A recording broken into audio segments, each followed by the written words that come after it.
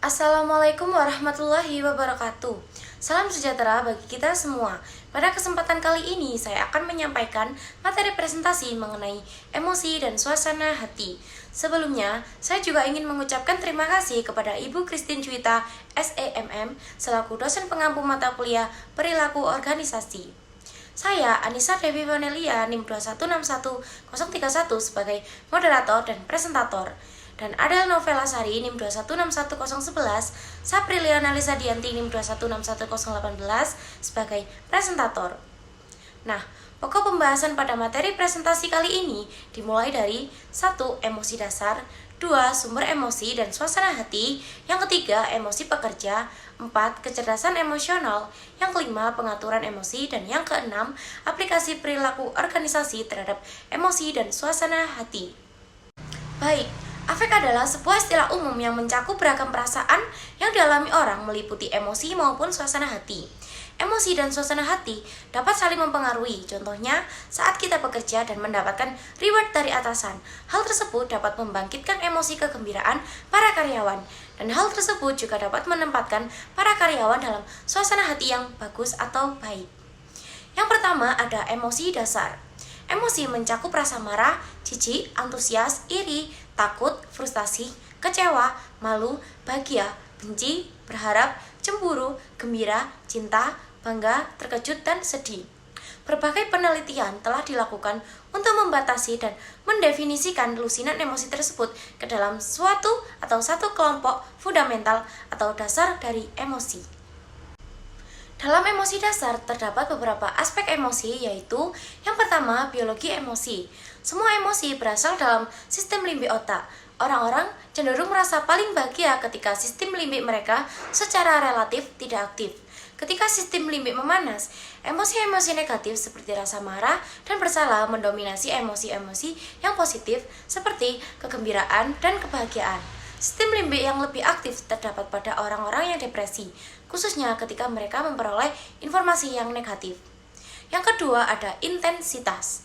Setiap orang memiliki kemampuan bawaan yang berbeda-beda untuk mengekspresikan intensitas emosional. Dalam sejumlah kasus, kepribadian menjadi penyebab perbedaan tersebut. Berbagai pekerjaan menuntut emosi yang berbeda, seperti tim ahli forensik, pemadam kebakaran, dan pilot diharapkan untuk tenang serta terkendali bahkan dalam situasi yang penuh tekanan.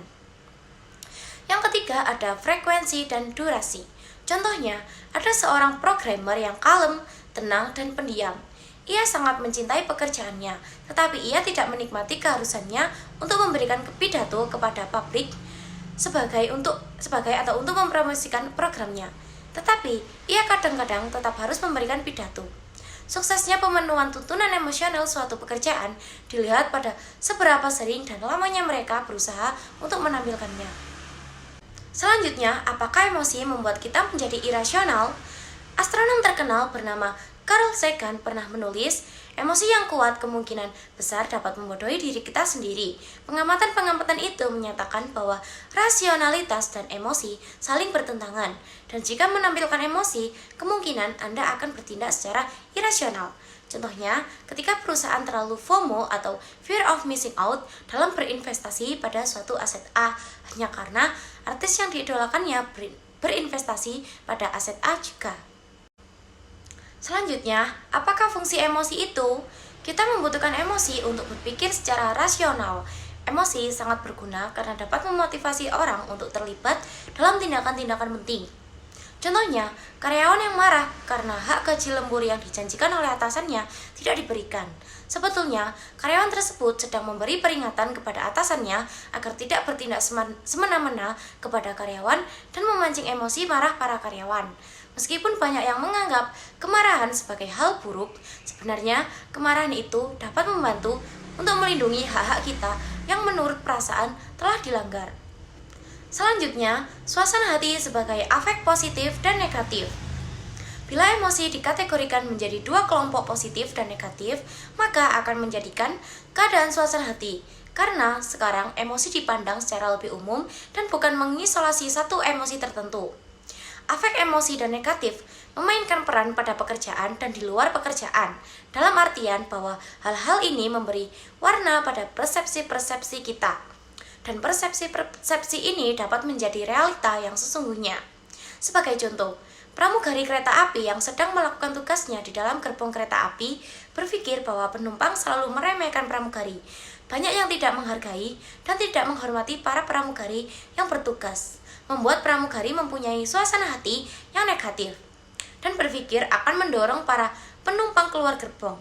Kesimpulannya, jika seorang pramugari sedang berada dalam suasana hati yang buruk, hal tersebut dapat mempengaruhi persepsinya terhadap para penumpang, yang pada gilirannya akan mempengaruhi perilakunya.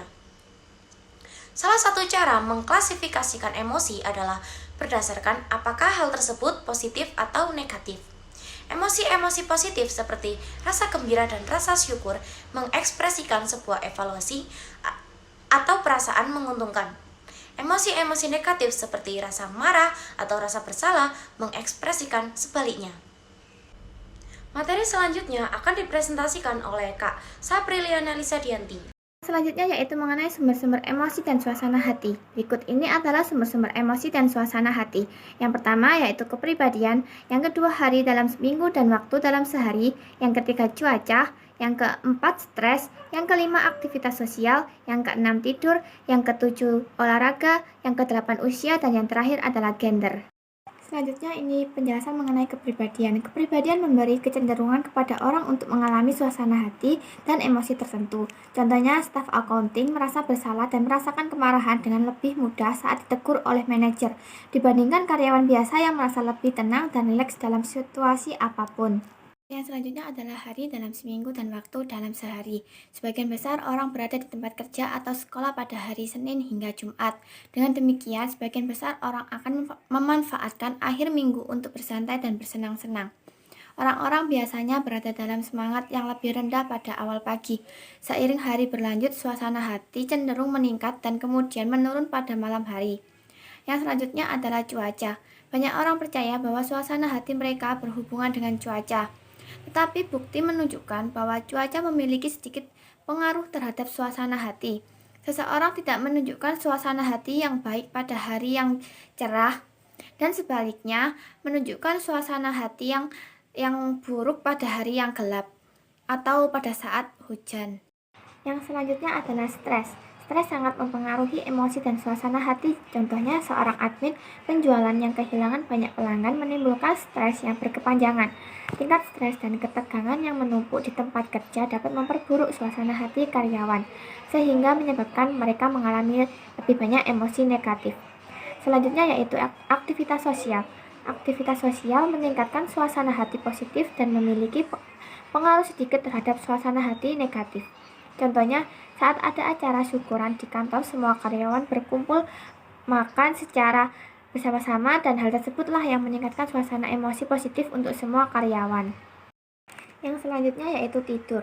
Kualitas tidur memengaruhi suasana hati. Para pekerja yang kurang tidur pada malam hari dapat memperburuk kepuasan kerja seseorang pada hari berikutnya. Karena sebagian besar orang merasa lelah, cepat marah, kurang waspada, dan ketidakramahan.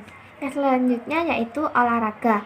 Walaupun olahraga berpengaruh secara konsisten terhadap suasana hati, tetapi tidak terlalu kuat.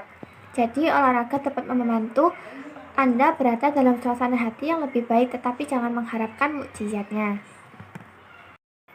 Yang selanjutnya adalah usia. Bagi seseorang yang lebih tua, suasana hati positif yang tinggi bertahan lebih lama dan suasana hati yang buruk menghilang dengan lebih cepat. Dapat disimpulkan bahwa pengalaman emosional cenderung membaik bersama bertambahnya usia, sehingga seiring bertambah tua, kita mengalami lebih sedikit emosi negatif. Yang terakhir adalah penjelasan mengenai gender. Sudah menjadi keyakinan umum bahwa wanita lebih menggunakan perasaan mereka dibandingkan pria. Wanita bereaksi lebih secara emosional dan mampu membaca emosi orang dengan lebih baik. Ada persepsi bahwa wanita biasanya lebih ramah dan hangat dibandingkan pria. Contohnya, pekerja wanita yang melihat atasannya terjatuh, ia akan memberikan emosi terkejut, khawatir, dan sedih. Sedangkan pria tidak menunjukkan emosinya, tetapi langsung ikut menolong atasannya yang jatuh tersebut. Selanjutnya yaitu mengenai batasan-batasan eksternal pada emosi. Dalam bagian ini kita melihat dari pengaruh organisasional dan pengaruh kultural. Pengaruh organisasional adalah ekspresi dari emosi-emosi negatif seperti rasa takut, gelisah, dan marah cenderung tidak dapat diterima kecuali dalam kondisi yang benar-benar spesifik. Misalnya, dalam kondisi anggota kelompok berstatus tinggi menunjukkan rasa tidak sabar kepada anggota yang berstatus rendah. Kemudian, pengaruh kultural. Kita semua memandang emosi negatif seperti kebencian, ketakutan, dan kemarahan sebagai hal yang berbahaya dan destruktif. Kita semua juga menginginkan emosi-emosi positif seperti kegembiraan, cinta, dan kebahagiaan. Yang selanjutnya adalah emosi pekerja. Emosi pekerja atau kerja emosional adalah situasi di mana seorang karyawan mengekspresikan emosi-emosi yang diinginkan secara organisasional selama transaksi antar personal di tempat kerja. Contohnya yaitu seorang kepala toko mengharuskan karyawannya bersikap sopan, bahagia, ramah, dalam berinteraksi dengan customer yang datang. Dan tantangannya yaitu ketika para karyawan harus menunjukkan satu emosi sementara pada saat yang bersamaan mengalami emosi yang lain. Selanjutnya yaitu emosi yang dirasakan dan emosi yang ditampilkan. Emosi yang dirasakan atau feel emotion adalah emosi sebenarnya dari seorang individu. Sedangkan emosi yang ditampilkan atau displayed emotion adalah emosi yang diharuskan organisasi untuk ditampilkan oleh pekerja dan dipandang sesuai dalam pekerjaan tertentu. Yang selanjutnya yaitu apakah pekerjaan-pekerjaan yang menuntut secara emosional dibayar lebih tinggi? Penelitian menemukan bahwa hubungan antara tuntutan emosional tidak dibayar tinggi, sedangkan tuntutan kognitif mendapat bayaran yang cukup tinggi. Tuntutan-tuntutan emosional memiliki pengaruh tetapi hanya pada pekerjaan-pekerjaan yang juga menuntut secara kognitif pada pekerjaan-pekerjaan seperti pengacara dan perawat. Terima kasih Kak Sapriliana. Materi selanjutnya akan dipresentasikan oleh Kak Adel Novela Sari. Yang selanjutnya yaitu teori peristiwa afektif, yaitu seperti lingkungan kerja yang meliputi 1. Karakteristik-karakteristik pekerjaan, 2. Tuntunan-tuntunan pekerjaan, 3. Syarat-syarat untuk kerja emosional. Selanjutnya yaitu peristiwa-peristiwa kerja yang meliputi 1. Percecokan harian, 2. Kegembiraan harian. Selanjutnya yaitu seperti reaksi-reaksi emosional yang meliputi 1. Positif, 2. Negatif.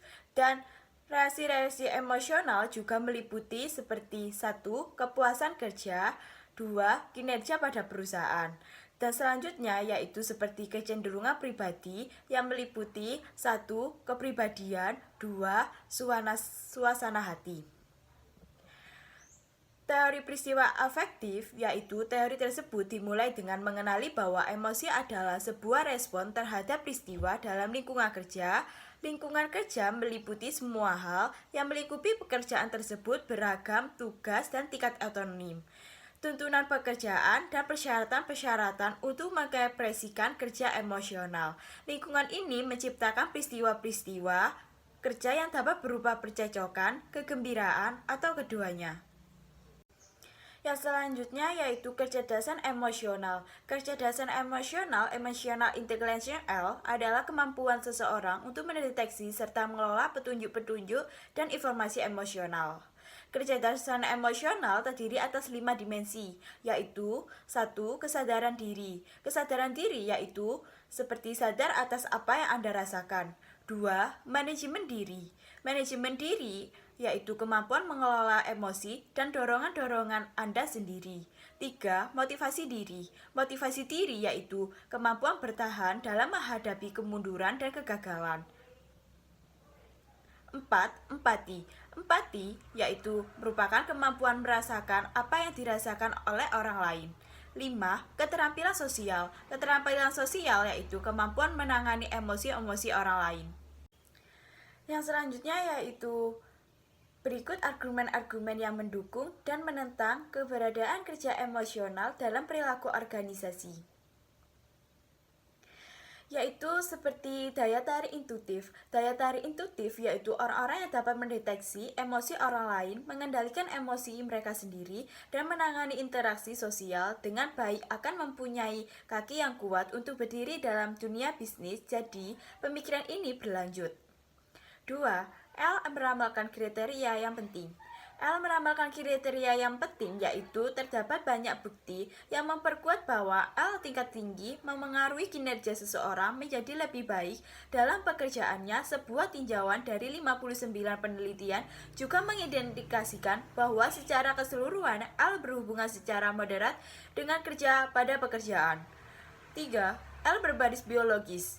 L berbaris biologis yaitu satu penelitian telah menunjukkan bahwa orang-orang dengan kerusakan pada bagian otak yang mengatur pemrosesan emosional, luka dalam area konteks prefrontal mempunyai nilai yang secara signifikan lebih rendah pada ujian-ujian L. Yang selanjutnya yaitu pengaturan emosi. Pengaturan emosi berfungsi untuk mengidentifikasi dan memodifikasi emosi yang dirasakan. Salah satu strategi yang dapat mengubah emosi adalah acting permukaan, berpura-pura dengan wajah sebagai respon yang pantas atas situasi tertentu. Selain itu, juga bisa dengan cara pengungkapan. Tetapi ungkapkanlah emosi Anda dengan rekan kerja yang akan memberikan respon baik seperti dukungan atau validasi. Riset atas penerapan teknik-teknik yang perlu dilakukan untuk membantu para pekerja. Oleh karena itu, saat ada banyak harapan dalam teknik-teknik pengaturan emosi, jalan terbaik menuju tempat kerja yang positif adalah merekrut individu-individu berpikiran positif dan melatih pemimpin mengelola suasana hati, sikap kerja, dan kinerja mereka, yaitu seperti pimpinan. Yang selanjutnya yaitu aplikasi perilaku organisasi terhadap emosi dan suasana hati, yaitu seperti 1. Seleksi. Seleksi merupakan para pemberi kerja harus mempertimbangkan L atau kecerdasan emosi sebagai sebuah faktor dalam rekrut karyawan yang menunjukkan bahwa para perekrut terbaik memiliki L tingkat tinggi. 2. Pengambilan keputusan. Pengambilan keputusan merupakan orang-orang yang tertekan membuat keputusan yang lebih buruk dibandingkan orang-orang yang bahagia. Mengapa? Karena orang-orang yang tertekan lebih lambat dalam memproses informasi dan cenderung menimbang semua kemungkinan pilihan ketimbang hanya pilihan yang lebih mungkin diambil keputusan. Maka dari itu, kegagalan untuk menggabungkan emosi dan suasana hati ke dalam penelitian terhadap pengambilan keputusan akan menghasilkan pandangan yang tidak lengkap dan seringkali tidak akurat. 3. Kreativitas. Kreativitas merupakan menurut sejumlah peneliti orang-orang yang berada dalam suasana hati yang lebih baik kreatif dibandingkan orang-orang yang berada dalam suasana hati yang buruk. Seperti para karyawan ingin manajer mereka untuk lebih mendorong mereka dan memberikan umpan balik positif atas pekerjaan yang dilakukan dengan baik oleh para karyawan, yang pada gilirannya membuat para karyawan menjadi lebih kreatif bekerjanya. 4. Motivasi. Motivasi merupakan organisasi-organisasi yang mempromosikan suasana hati positif di tempat kerja lebih berkemungkinan mempunyai angkatan kerja yang lebih termotivasi. Orang yang sangat termotivasi dalam pekerjaan mereka akan berkomitmen secara emosional, menjadi tenggelam secara fisik, kognitif, dan emosional dalam pengalaman aktivitas untuk mengejar sebuah tujuan. 5. Kepemimpinan. Kepemimpinan merupakan kemampuan untuk memimpin orang yang lain adalah sebuah kualitas fundamental yang dicari organisasi-organisasi dalam karyawan mereka. Para pemimpin yang efektif mengendalikan daya tarik emosional untuk membantu menyampaikan pesan-pesan mereka. 6. Konflik antarpersonal. Konflik antarpersonal merupakan keberhasilan seorang manajer saat mencoba menyelesaikan konflik, terutama ditentukan oleh kemampuan untuk mengenali elemen emosional dalam konflik dan meminta pihak-pihak yang terlibat untuk mengendalikan emosi mereka. 7. Negosiasi. Negosiasi merupakan beberapa penelitian telah menunjukkan bahwa negosiator yang berpura-pura marah memiliki keuntungan atas lawan mereka. Mengapa? Karena ketika seorang negosiator menunjukkan kemarahan, lawan menyimpulkan bahwa negosiator tersebut telah menyerahkan semua yang ia dapat dan dengan demikian lawan menyerah. 8. Pelayanan pelanggan. Pelayanan pelanggan merupakan keadaan emosional seorang pekerja memengaruhi pelayan pelanggan yang berpengaruh terhadap tingkat pengulangan bisnis dan tingkat kepuasan pelanggan. Pemberian pelayanan yang berkualitas kepada pelanggan membuat karyawan menuntut banyak hal karena mereka sering berada dalam situasi disonansi emosional. 9. Sikap kerja. Sikap kerja merupakan beberapa penelitian menunjukkan bahwa orang-orang yang mempunyai hari baik di tempat kerja cenderung berada dalam suasana hati yang lebih baik di rumah pada malamnya. Selain itu, orang-orang yang mengalami hari yang buruk cenderung berada dalam suasana hati buruk setelah mereka berada di rumah. 10. Perilaku menyimpang di tempat kerja.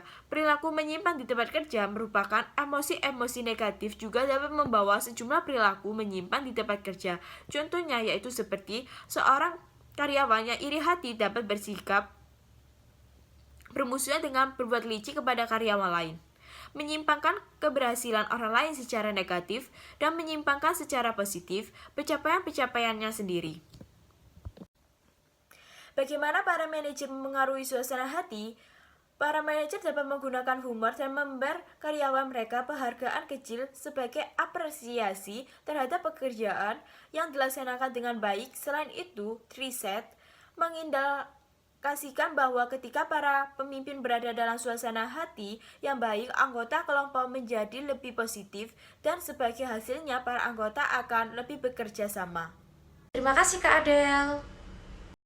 Semua materi telah disampaikan dan dipresentasikan. Apabila ada kesalahan atau kekurangan dalam penyampaian materi, emosi dan suasana hati, kami dari kelompok 3 mohon maaf yang sebesar-besarnya. Dan kami mengucapkan terima kasih kepada teman-teman semuanya yang sudah menyimak presentasi kelompok kami dari awal sampai akhir. Apabila ada pertanyaan, silakan bertanya. Dan mungkin ada tambahan atau sanggahan dari Ibu Christine untuk kelompok kami. Presentasi saya akhiri. Wassalamualaikum warahmatullahi wabarakatuh.